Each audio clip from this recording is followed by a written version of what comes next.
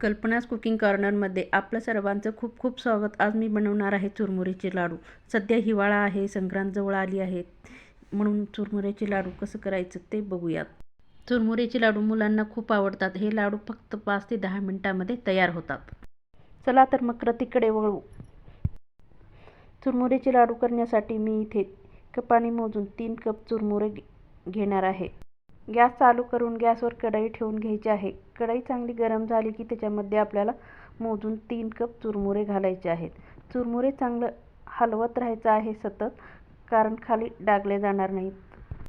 चुरमुरे याच्यासाठी भाजून घ्यायचे की लाडू कुरकुरीत व्हावे, हलके व्हावे म्हणून 2 ते 3 मिनिट मीडियम फ्लेमवर चुरमुरे भाजून घ्यायचे आहेत।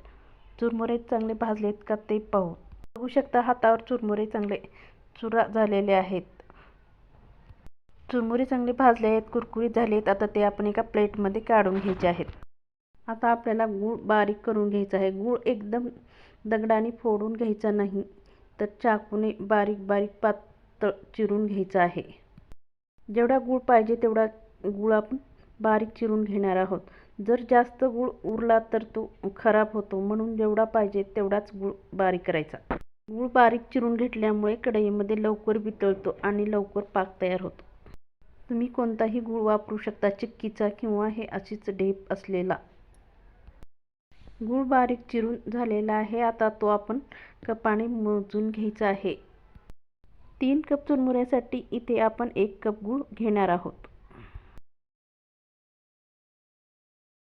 गॅसवर कढई गरम झालेली आहे, त्याच्यामध्ये आपण आता मोजून घेतलेला गूळ घालून घ्यायचा आहे। गूळ चांगला 2-3 मिनिटं हलवून घ्यायचा आहे। गूळ जसजसं वितळत तसतसं गुळाला बुडबुड्या यायला चालू होत आहेत।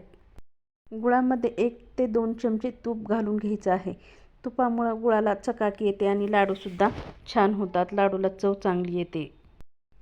पाक चांगला शिजत आलेला आहे। आता आपण चाचणी करून बघून घेऊयात की पाक तयार झालाय का नाही ते। परफेक्ट पाक तयार झालाय का नाही ते ओळखण्यासाठी एका प्लेटमध्ये मी इथं पाणी घेतलं आहे आणि गुळाचे 2 ते 3 थेंब टाकून घेतले आहेत।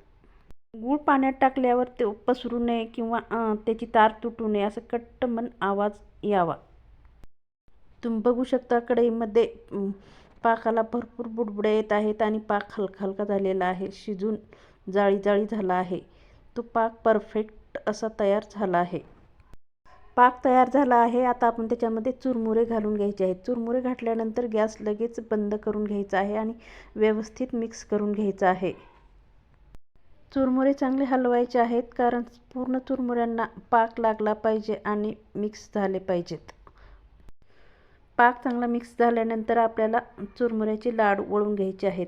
लाडू वळताना प्लेटमध्ये पाणी घेऊन हाताला थोडंसं लावून घ्यायचं आहे, कारण चटका बसणार नाही। आपल्याला पाहिजे त्या आकारामध्ये लहान मोठे लाडू वळून घ्यायचे। लाडू अगदी लवकर लवकर वळून घ्यायचे आहेत, कारण पाक थंड झाला तर लाडू वळत नाहीत, म्हणून पटपट लाडू करून घ्यायचे आहेत। 3 कप चुरमुरे आणि 1 कप गुळापासून 15 ते 16 लाडू सहज तयार होतात।